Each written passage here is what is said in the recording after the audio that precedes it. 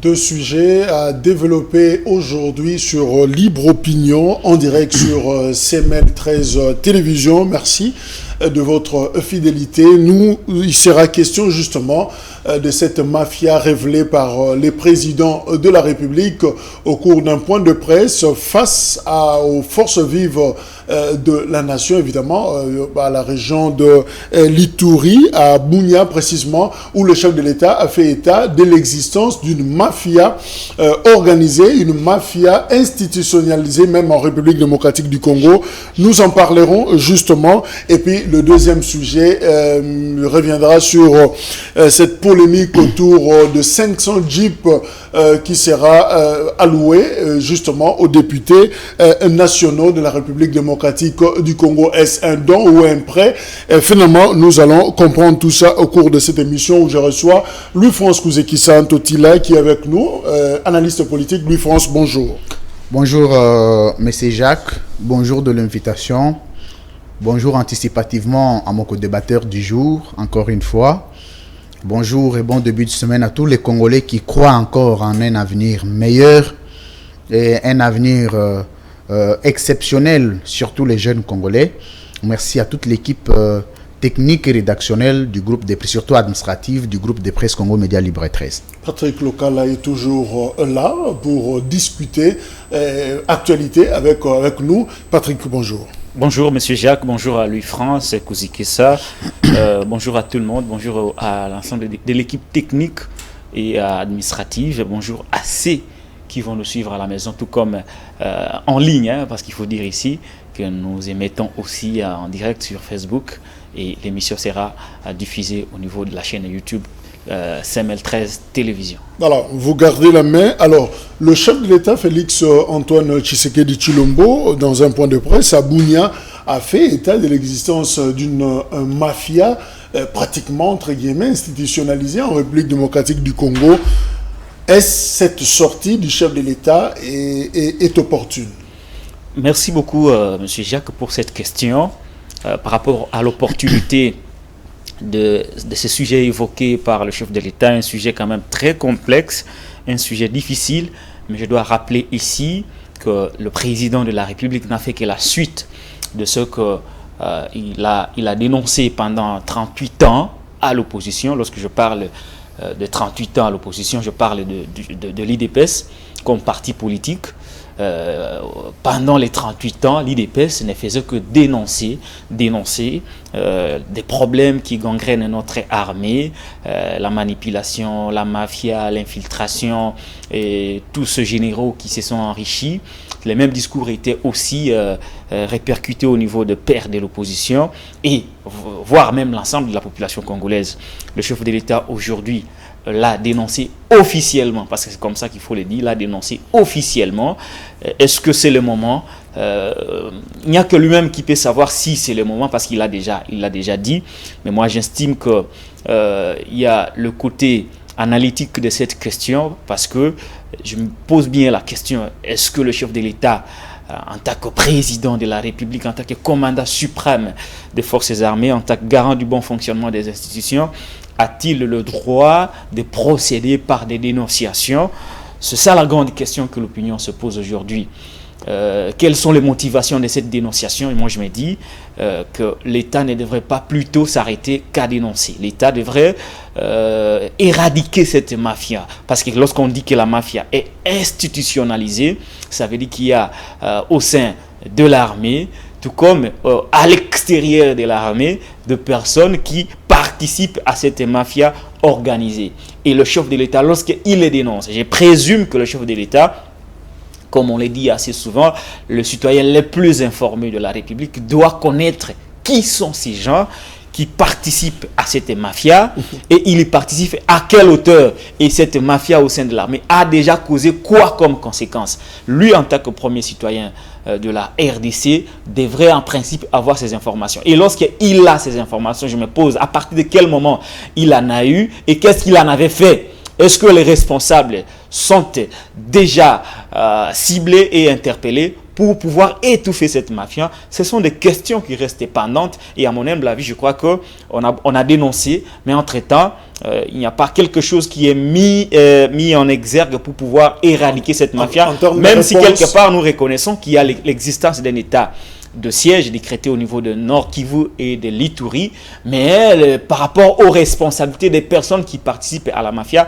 il faudrait que la justice s'en saisisse pour mener des enquêtes sérieuses afin de détecter les responsabilités et procéder aux sanctions. Alors, Louis-France, quels sont les dessous des cartes justement dont parle Patrick sur l'existence de cette mafia? Qu'est-ce qui a poussé le président de la République à tenir un tel discours? Oui, mais c'est Jacques... je voudrais partir d'un fondement épistémologique qui répond à la question, parce que aux réponses scientifiques, il faut de questions scientifiques, et aux questions scientifiques, il faut de réponses scientifiques. La philosophie de la communication nous pose l'ensemble des fondements qui organisent la communication institutionnelle. La communication institutionnelle, elle, ne se fait pas comme une communication politique de disproportionnalité, qui se fait par brutalité. Mais on nous parle de l'organisation communicationnelle au niveau des institutions. Vous avez 3 catégories d'actes. Le premier acte, c'est l'acte qu'on appelle l'acte unilocutoire. Lorsque vous êtes président de la République, vous êtes haut dignitaire de l'État, il y a des actes que vous faites que vous ne direz jamais. C'est ce qu'on appelle en politique les secrets d'État. En principe, les secrets d'État en philosophie de la communication, on les appelle les actes unilocutoires. Vous avez les actes perlocutoires. Les actes perlocutoires, ce sont ce que vous faites et ce que vous dites. Tout ce que vous faites, vous le dites. Parce que vous savez que quand vous le dites, vous ne portez aucune atteinte à l'institution et aux fonctionnalités institutionnelles. Et il y a enfin les actes performatifs.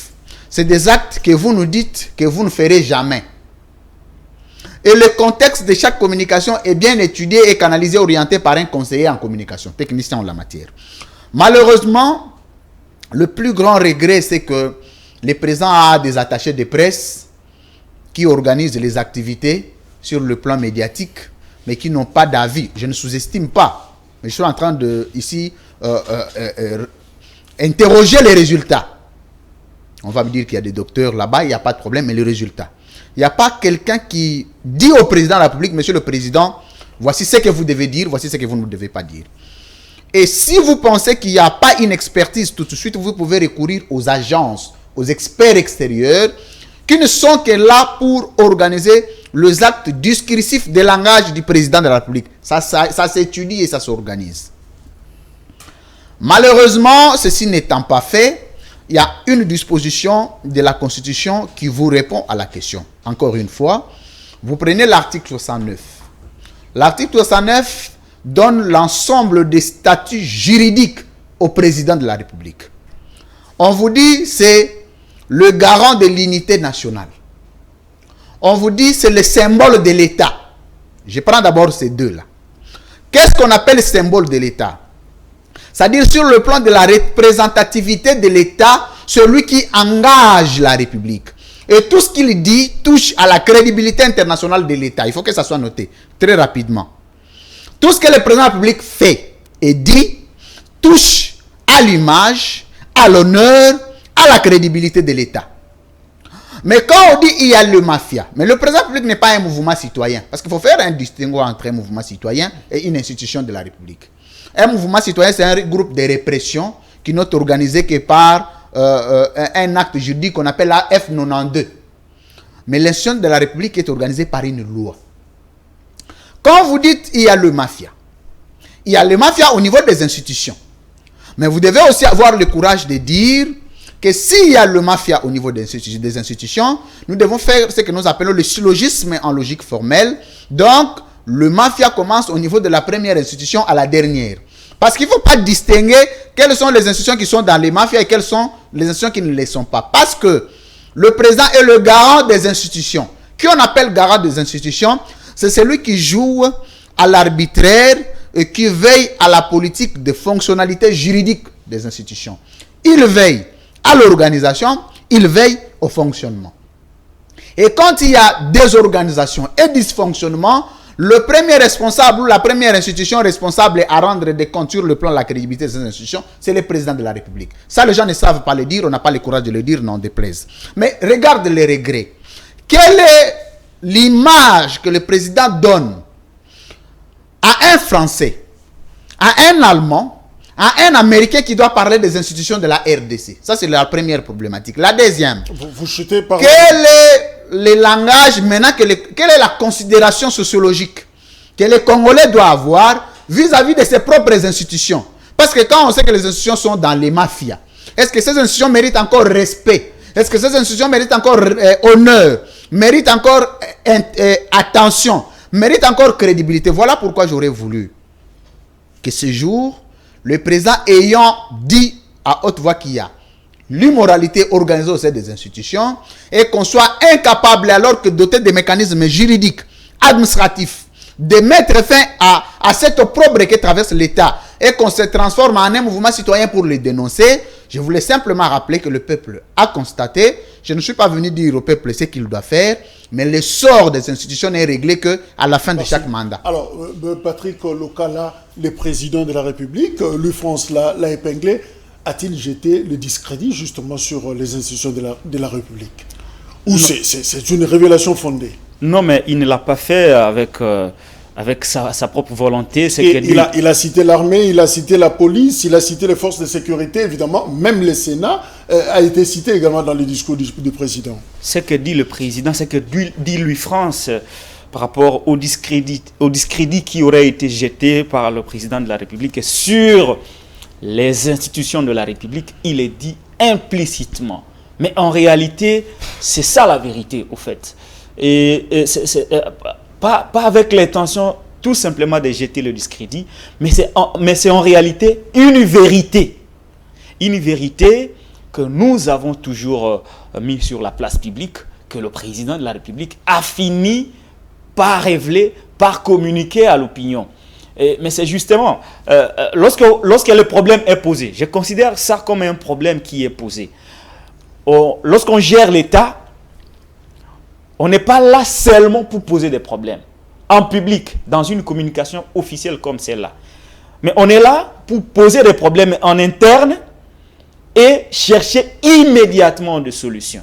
Parce que lorsque vous voyez cette dénonciation du président de la République, je vais ici vous rappeler qu'il a été précédé dans cette dénonciation par Christophe Mboson Kodia, qui à son tour avait dit que parmi les députés ressortissants de la région de l'Est, un bon nombre participaient à l'atteinte à la sûreté de l'État. Quitter les groupes armés. La deuxième personnalité du pays qui a fait une révélation fracassante. Comme quoi, il y a des députés qui participent à la déstabilisation de tout un État.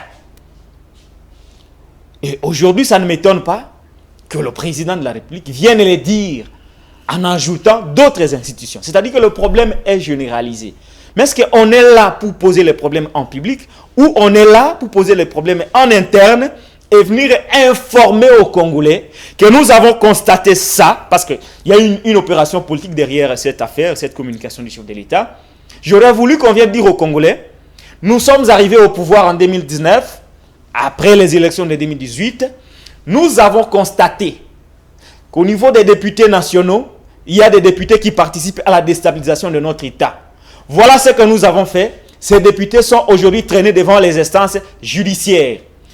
Nous sommes arrivés au pouvoir il y a 2 ans. Nous avons constaté qu'il y a une mafia au sein de l'armée. Voilà ce que nous avons fait. Tous les participants à cette mafia sont mis de côté et se retrouvent aujourd'hui devant les instances judiciaires. Nous avons constaté qu'au niveau du Sénat, il y a des sénateurs qui participent à la mafia. Voilà ce que nous avons fait. Nous avons mis ces sénateurs devant la justice pour qu'ils présentent leurs moyens. Nous avons constaté la mafia dans telle ou telle autre institution. Voilà ce que nous avons fait. Mais maintenant, lorsqu'on vient annoncer à la population qu'il y a la mafia qui est institutionnalisée, je suis tenté de dire qu'on est en train d'opérationnaliser ou d'institutionnaliser les dénonciations, alors que le rôle de l'État n'est pas de dénoncer. L'État est là pour agir et assurer le bon fonctionnement des institutions. C'est là où j'ai évoqué en premier lieu cette histoire, les attributs du chef de l'État, l'UFRANS. Il est revenu largement. Aujourd'hui, nous devons avoir honte d'appartenir à un État dont la mafia est structurée, institutionnalisée, mais en lieu et place que cette mafia soit éradiquée, on procède par la dénonciation. L'État n'est pas là, comme je l'ai dit, pour procéder par des dénonciations, mais l'État est là pour agir. L'État a tous les instruments à sa possession pour pouvoir mettre de côté tous ceux qui perturbent le bon fonctionnement des institutions. Mais lorsqu'on procède par la dénonciation, quelque part, c'est comme si nous sommes faibles. Quelque part, c'est comme si cette mafia nous plaint. Quelque part, ça détruit complètement la fierté congolaise. Ça détruit complètement les institutions que nous avons. Parce que qui va nous respecter, lui français l'a dit, qui va nous respecter lorsque nous savons que nous dénonçons, mais nous n'agissons pas. Patrick Lokala, vous l'avez dit, et puis évidemment le président l'a évoqué également, c'est une mafia, je le cite, qui plaît beaucoup d'entre eux, c'est-à-dire beaucoup de membres animateurs d'institutions. Tout le monde se plaît pratiquement de cette mafia. Oui, je voudrais ajouter juste un élément avant que vous me donniez la parole à mon co-débatteur. Rapidement, oui. Vous savez très bien, tout le monde ici, loin de moi l'intention de démoraliser les troupes, mais nous savons les salaires d'un général, primaire y compris. Est-ce que nous ne savons pas que dans ces pays, il y a des généraux millionnaires? Où ils ont eu cet argent? Le chef de l'État sait quelque chose. Qu'a-t-il fait pour mettre fin à cela? Qu'a-t-il fait pour savoir comment ces gens se sont enrichis illicitement? Qu'a-t-il fait? Nous gardons cette question. Voilà. En dénonçant justement l'existence de cette mafia au sein des institutions, en tout cas de quelques institutions, parce que le président a évoqué l'armée, la police et notamment le Parlement pour justement évoquer le Sénat, doit-il encore s'appuyer sur ces institutions? Faudra-t-il considérer cela comme un désaveu? Tshisekedi vient de désavouer pratiquement les institutions. La question est de savoir quand et d'où est partie ces mafias-là dans leur ensemble.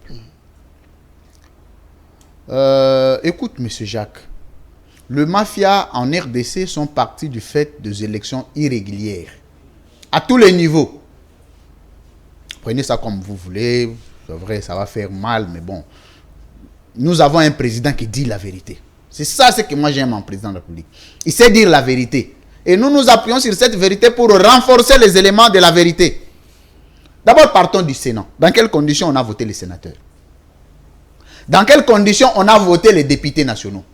Dans quel contexte on a voté les députés provinciaux? Dans quel contexte les élections à la présidence ont été organisées?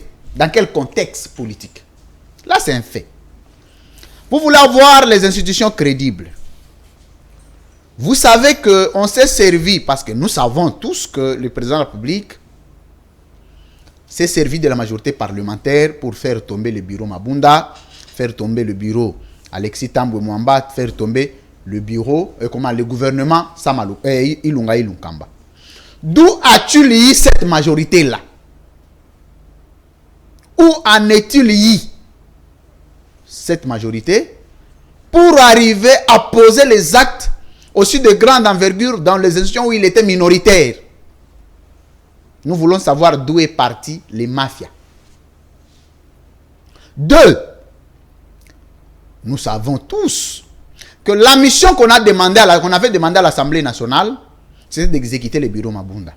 Mais aujourd'hui, les sénateurs ont résisté à la même mission. Mais est-ce que c'est pour autant qu'il y a mafia parce qu'on a refusé d'exécuter un mot d'ordre? Où exactement le mafia se trouve à quel niveau? Vous faites allusion à la levée des immunités des Matata. Oui. Moi, j'étais d'accord pour arrogance ostentatoire qui marque des autobies de Mme Mabunda que le bureau tombe. J'étais d'accord pour l'incompétence caractérisée du gouvernement Ilunga Ilunkamba, que le gouvernement tombe. Mais je veux le changement. Je veux voir le gouvernement Sama Lukonde apporter une nouvelle touche. Ce gouvernement qui est venu redorer les mafias, qu'a-t-il fait depuis qu'il est là au gouvernement? Non, mais c'est Jacques, je crois que c'est un système. Le président ne sait pas qu'il faut organiser les systèmes et non les individus. Parce que je vais recopier un peu Jean-Pierre Chevènement, qui dit, au nom de l'harmonie du groupe, c'est lui qui a même démontré le principe de l'harmonie du groupe, quand vous vous retrouvez dans un système, vous n'avez que deux choix, deux options politiques. Soit vous la fermez, vous restez dans les systèmes, soit vous quittez, vous dénoncez. Vous ne pouvez pas dénoncer tout en restant dans les systèmes, c'est paradoxal. Vous êtes les maîtres du système, mais vous dénoncez les systèmes en restant dans les systèmes et en prônant les systèmes. Que voulez-vous que nous retenions?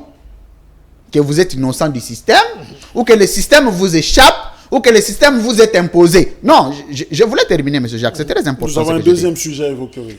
Et puis, je voudrais dire que, vous voyez la conséquence d'inciter les institutions à déposer les actes. Le jour où ils refusent de déposer les actes, ça crée une rébellion politique. Vous demandez aux députés, ils exécutent. Vous demandez aux sénateurs, ils exécutent. Le jour où ils n'exécutent pas, c'est du mafia. Non. Excellence, Monsieur le Président, ce n'est pas ce que nous attendons de vous. Avec beaucoup de respect et honneur, nous devons avoir beaucoup de respect pour cette institution. Tshisekedi, c'est notre frère. Tout ce que nous voulons aujourd'hui, c'est qu'il nous rende compte, comme chef de l'État, notre patron.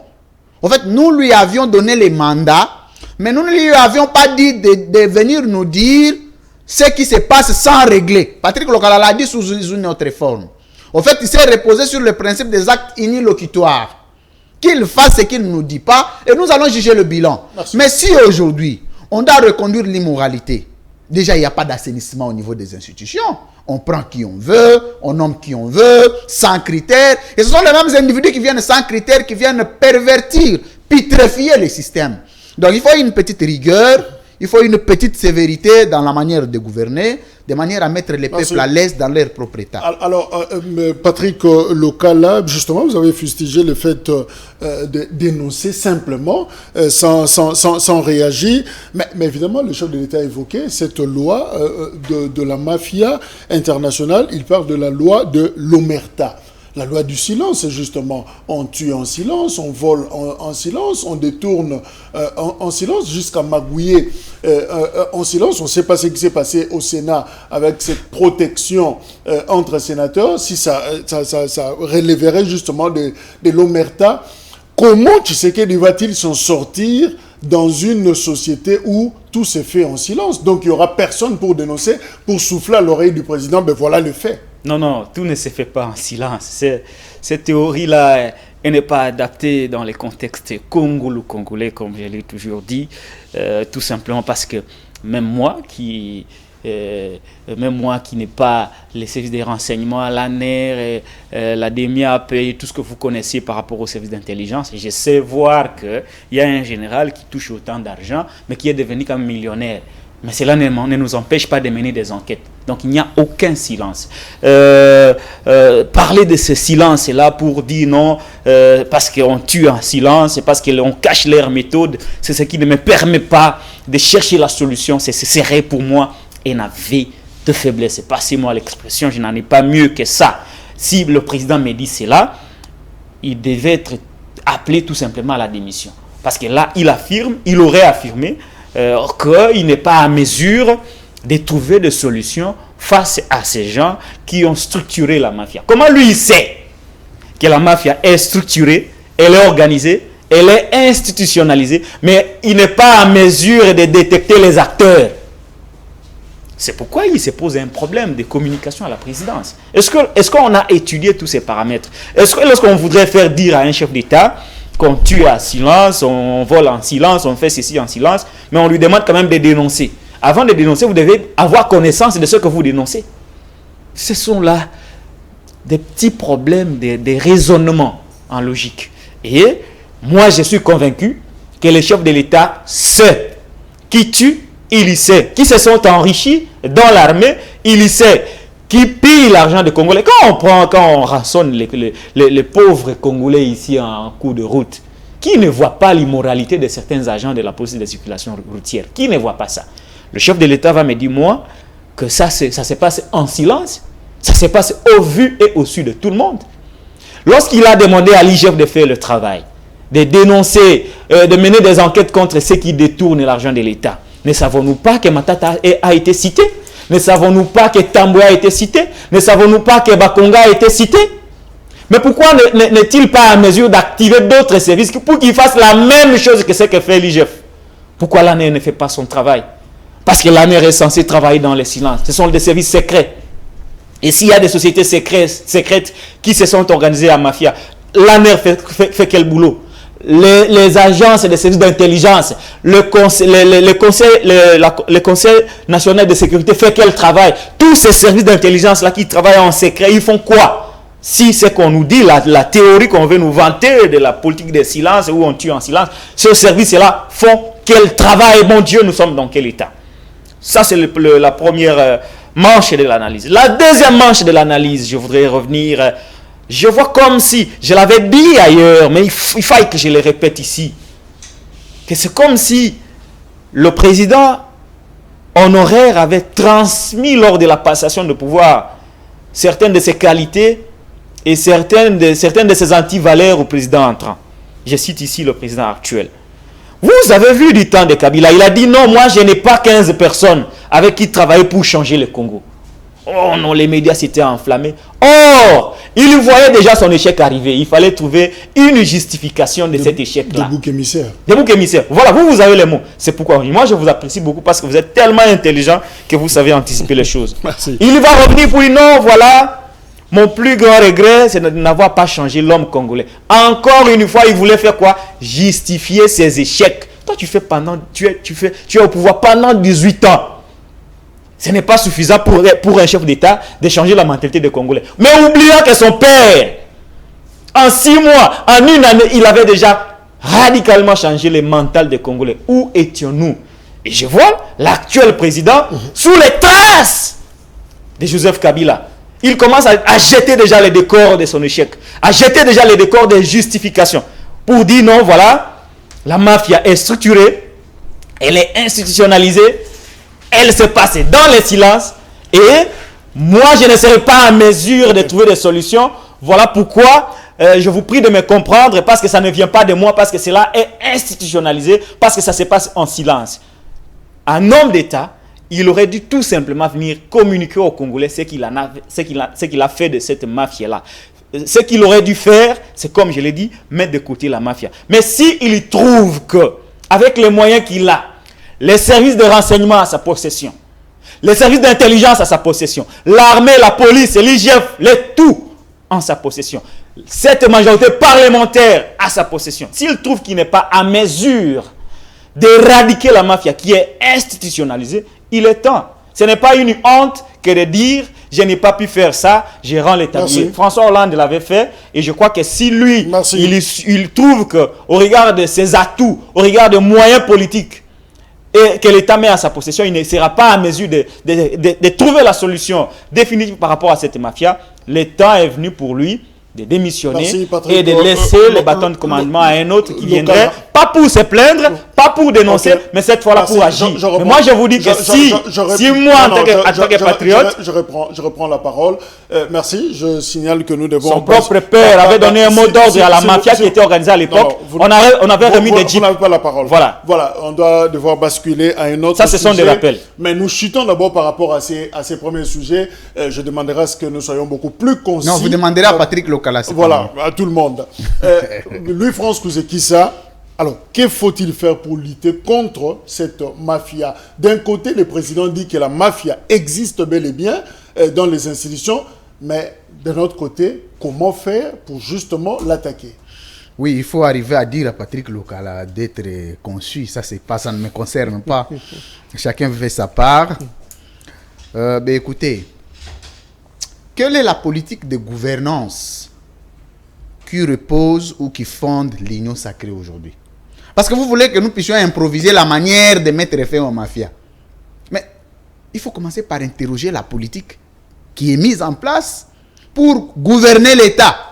C'est en fonction de cette politique que nous allons interroger les secteurs. L'Union sacrée est venue, pour certains, sécuriser les postes, pour d'autres, donner les postes. Mais on va mettre fin à cette ambiance dans quelle magie politique, mon Dieu?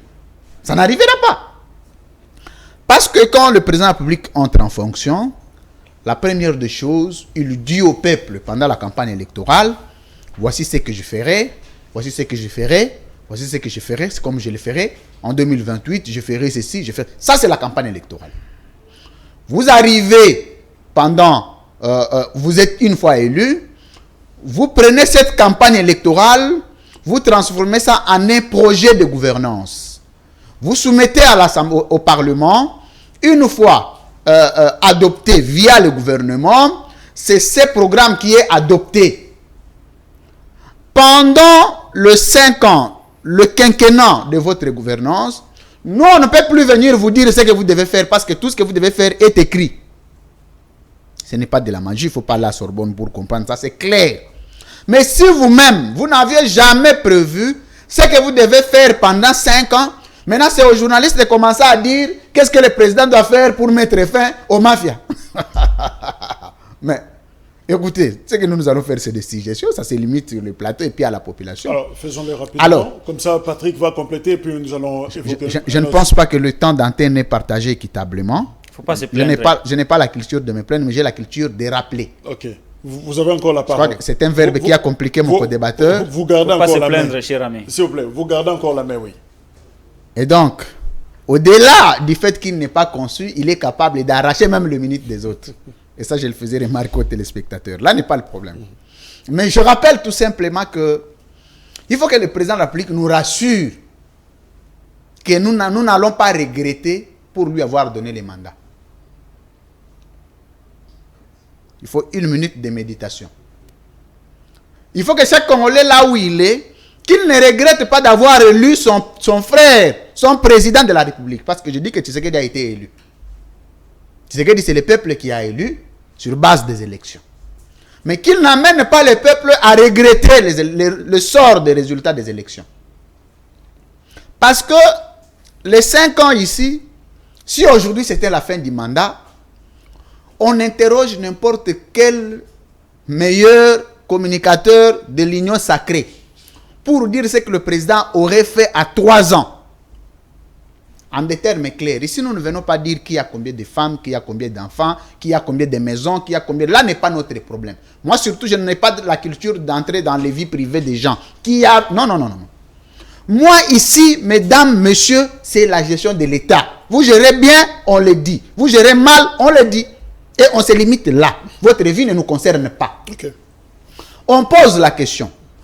Est-ce qu'on peut nous dire aujourd'hui, parce que les relations internationales clarifient ou définissent l'ensemble de secteurs qui tiennent les fonctionnalités d'un État. On parle des 4. Et pour que vous puissiez être confirmé comme État puissant, on doit remarquer les 4 piliers, les 4 secteurs de l'État fonctionner. Avec méthodologie, avec rationalité, mais avec efficacité. 1. L'économie. Nous sommes le 2e pays le plus pauvre au monde. Donc de ce point de vue, le président a échoué. Évidemment, on ne s'étend pas. Non, c'est très important, M. Jacques. Parce que nous sommes au stade de solution. Que faut-il faire? Non, vous ne pouvez pas. Écoutez, que doit-on faire? En biologie, on dit n'attaquez pas la maladie si vous ne savez pas son agent causal. Et le jour où vous identifiez l'agent causal, vous attaquez l'agent causal, vous verrez la maladie disparaître. L'agent causal, c'est que nous partons de mauvais secteurs de la vie sociétale. L'économie, la sécurité. 13 millions de morts pour un État. Un État, 13 millions. Le renseignement. Mais on vous dit qu'il y a des gens qui quittent Rwanda qui viennent opérer en RDC. Quel est le travail qui s'est fait au niveau des frontières? Les frontières passoires. Comment toi tu peux quitter le sol congolais, tu vas franchir le sol américain sans savoir le mobile et le motif de ton entrée au sol américain? Monsieur, qui es-tu? Mais au Congo, tous les voisins ont dit, on se plaint même. Oh, les voisins nous agressent. Mais les voisins entrent comment? Et donc, il faut qu'il y ait... Moi, j'aurais suggéré, j'ai une suggestion parce qu'on nous dit qu'on ne propose pas. Je ne suis pas l'opposant du président, mais j'ai une suggestion à lui faire. C'est de reconstituer un cabinet subsidiaire qui n'est pas composé de politiques, de monstres politiques, de kamikazes, chercheurs d'emploi, mais de techniciens qui ne seront pas connus ni nommés par une ordonnance présidentielle, mais qui seront dans un endroit, dans les conditions, en train de travailler sur les fonctionnalités des secteurs de l'État et fournir au président l'ensemble d'intelligence et de manière à l'aider, ne fût-ce que l'une année qui reste ici, qu'on ait le 4% du bilan. Mais sinon, ça va être catastrophique. Cette suggestion, alors Patrick Bloka, là, je lui soumets, je lui conditionne dans 10 secondes de nous donner Non, ça va être impossible. Son point de vue. Alors, que faut-il faire justement pour attaquer cette mafia? Évidemment, c'est ça la préoccupation de Tshisekedi. Que le chef de l'État agisse réellement comme un président de la République. C'est-à-dire qu'il laisse sa posture de se plaindre comme il le faisait à l'époque. Il se plaignait beaucoup à l'époque de la coalition FCC Cash. On me bloque, on m'humilie, on me sabote, on bloque ma politique pour justifier l'échec. Maintenant, ce n'est plus la Kabylie qui bloque, maintenant c'est la mafia. Demain, ça sera quoi? Je ne sais pas. Et voilà, il faudrait qu'il comprenne qu'il est réellement un président de la République. Et lorsqu'on est un président de la République, on utilise tous les attributs du pouvoir que la loi met à votre possession. Ça, c'est de 1. J'ai entendu parler, mon co-débatteur évoquer la question d'un cabinet parallèle. Mais écoutez, ce pouvoir n'est pas dans la réflexion. Ce pouvoir est dans la jouissance. C'est comme ça que vous voyez le chef de la maison civile se promener dans des mines et on dit souvent que c'est un pouvoir chiche qui ne sait pas disponibiliser les fonds pour pouvoir acheter des intelligences tant au niveau national qu'international. Et dans cette logique-là de jouissance et de non-reconnaissance et de statut qu'on a, c'est tellement difficile de sortir de cette problématique. Mais cela donne quand même des arguments à l'opposition. Si l'opposition dénonce et que Félix Tshisekedi fait le travail de l'opposition, en tout cas, le scrutin de 2023 risque d'être très compliqué parce que l'opposition n'aura pas de discours, mais elle va se servir tout simplement des dénonciations du pouvoir en place pour justifier les faiblesses et les limites constatées tout au long de ce quinquennat. Vous avez été impeccable, concis. Deuxième sujet pour ces libres opinions, c'est justement cette polémique autour des 500 Jeeps, 500 véhicules, bien entendu, qui pour les députés nationaux. Alors finalement, il y a plusieurs réactions. C'est vrai, nous retenons que l'annonce a été faite par le président de la Chambre basse, Christophe Mbosso, qui a annoncé que le président de la République aurait mis des véhicules à la disposition de 500 députés. Alors, il y a déjà un lot de 250 et l'autre, la moitié restante est attendue d'ici fin juillet. Voilà comment ça se présente. Alors finalement, il y a des réactions, comme je le disais. Il y a ACAJ, Action pour la Justice, l'ASBEL, qui demande à ce que l'IGF puisse intervenir justement pour savoir les sources de financement pour avoir tous ces véhicules qui coûteraient 20 millions de dollars américains pris dans son ensemble. Évidemment, il y a l'ODEP également qui dénonce une corruption à ciel ouvert. Voilà comment se présente la situation. Et puis, ça n'a pas attendu la réaction de la cellule de communication de l'Assemblée nationale qui fixe l'opinion en disant simplement que c'est une mauvaise idée, mauvaise pensée de vouloir s'attaquer aux députés, de s'attaquer au bureau de l'Assemblée. Et ils ont estimé ils ont même fixé pour dire que cette pratique date de 2006. C'est-à-dire, depuis 2006, la première législature, les députés nationaux avaient droit à leur mobilité, à 2 véhicules pour assurer la mobilité. Alors, finalement, comment est-ce qu'on apprécie cette polémique, Louis-France Kouzekissa, 500 véhicules pour nos 500 députés, il les mérite, non? Bon, il les mérite pour avoir fait quoi? Parce que vous ne pouvez pas mériter sur ce que vous n'avez rien fait. Vous savez, même à l'époque des mannes du ciel, il y avait quand même, la manne du ciel ne tombait pas à tout le monde. Tombait sur, parce que moi je suis lecteur de la Bible, tombait sur quelques individus qui étaient repris sur le gens qui méritaient, qui étaient en odeur de sainteté avec Dieu. Dans un état pauvre, une population souffrante, parce que vous ne voulez pas que je dise que nous sommes le 2e pays le plus pauvre au monde, mais quand on gaspille 20 millions sur des gens qui ont déjà des véhicules, est-ce que les députés ont un problème de véhicules? Le monsieur là qui prétend être de la cellule de communication n'a aucune notion sur l'étude du contexte. Aucune notion. Voilà pourquoi dans vos institutions, on va ramasser des gens que vous appelez attachés de presse, chargés de communication. Prenez ça comme vous voulez. Des attachés de presse, des chargés de communication. C'est des gars disponibles à écrire sur les réseaux sociaux, de publier non. Bolanda président a telle émission. C'est ça le travail. on donne le Jeep en 2006, c'était le début c'était la première législature. Il y a des députés qui étaient à pied. Il y a les députés qui venaient des provinces. Et c'était à crédit. Une nouvelle expérience, une nouvelle aventure. C'était à crédit. Et c'est dans les salaires des députés qu'on coupait cet argent. Et les salaires des députés étaient connus. D'abord, c'est monsieur de la communication Fouati là. Il peut vous dire, les députés au Congo touchent combien dans les contextes actuels. Les députés touchent combien pour gaspiller. Et puis le budget de la RDC, le vôtre monsieur de communication Fouati. Je crois que les Congolais aujourd'hui, les jeunes, on les instrumentalise. Lobaboye, on lui a donné certainement un petit $3000 et c'est un peu d'alimenter la presse pour te faire vedette. Non. Nous avons un budget de combien? Et le budget de 2006, c'était de combien? Il peut comparer le budget de l'État en 2006 et le budget de l'État en 2020-2021. C'était combien? Avant de faire l'étude comparative. Et le taux de pauvreté était de combien en 2006? Le taux de pauvreté aujourd'hui est de combien? Les problèmes à résoudre en 2006 sur le plan de la gouvernance d'État étaient de combien? Les problèmes aujourd'hui sont de combien? Le taux est de combien? Ce n'est pas interdit que le député s'organise en interne pour accepter de louer, d'acheter à crédit des voitures. Ça se passe dans le monde. Mais ce n'est pas à charge de l'État qui vous paye l'argent, qui doit encore vous donner la mobilité. Parce que pour les animateurs d'institutions, lorsqu'on vous donne des jeeps du travail, à la fin du mandat, on doit récupérer ça. Vous êtes ministre, vous êtes président. Toute la suite qu'on donne au président de l'Assemblée nationale, là, il faut qu'on récupère. La logique de donner des jeeps, là, c'était de soudoyer les députés, les mettre dans la poche pour commencer à les faire exécuter des coups politiques.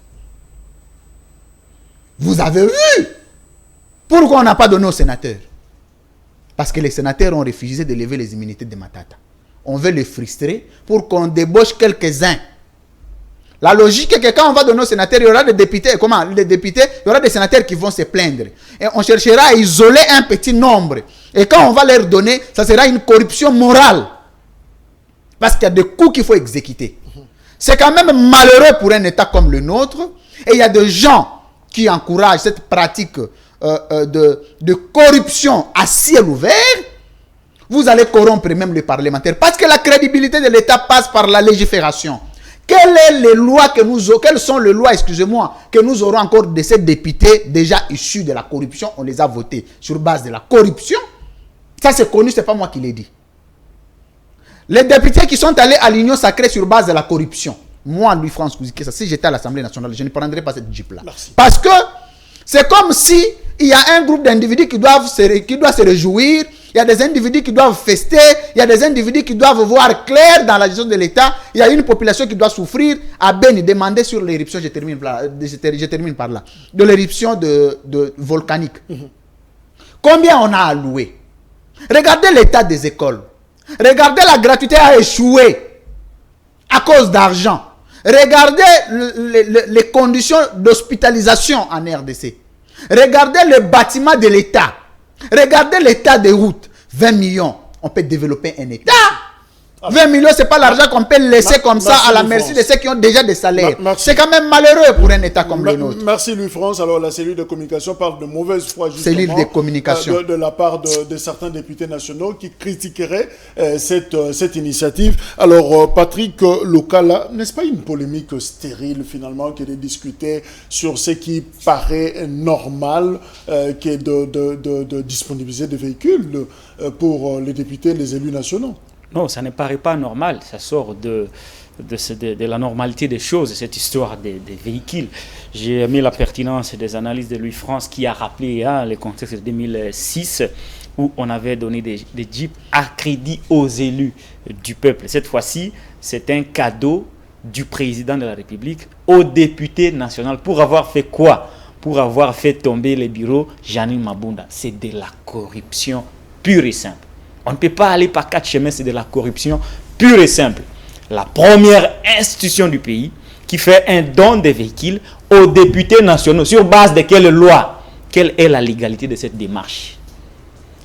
Ne sommes-nous pas là dans une démarche de prendre en otage l'Assemblée nationale. Nous savons très bien que la loi fondamentale assure l'indépendance des pouvoirs.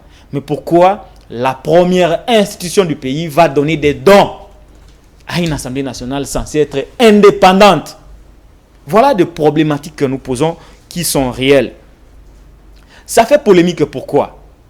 Non seulement qu'on a donné, on a dépensé 26 millions, moi j'ajoute 6 millions, j'ai vérifié.